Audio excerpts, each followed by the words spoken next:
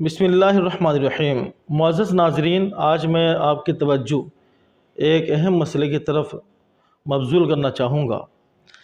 کیا اللہ رب العالمین کے نام کے ساتھ لفظ میاں استعمال کرنا اور بولنا درست ہے؟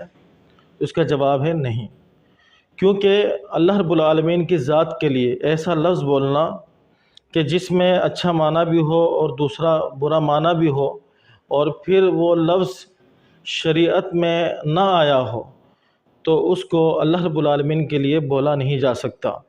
اب میاں کا ایک معنی ہے شوہر، ایک معنی ہے جناب، ایک معنی ہے اس کا مالک، اور ایک معنی اس کا ہے زنا کا دلال۔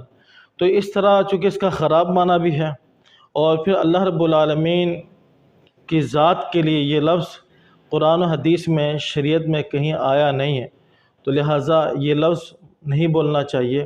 علماء دین، علماء امت اس سے منع فرماتے ہیں۔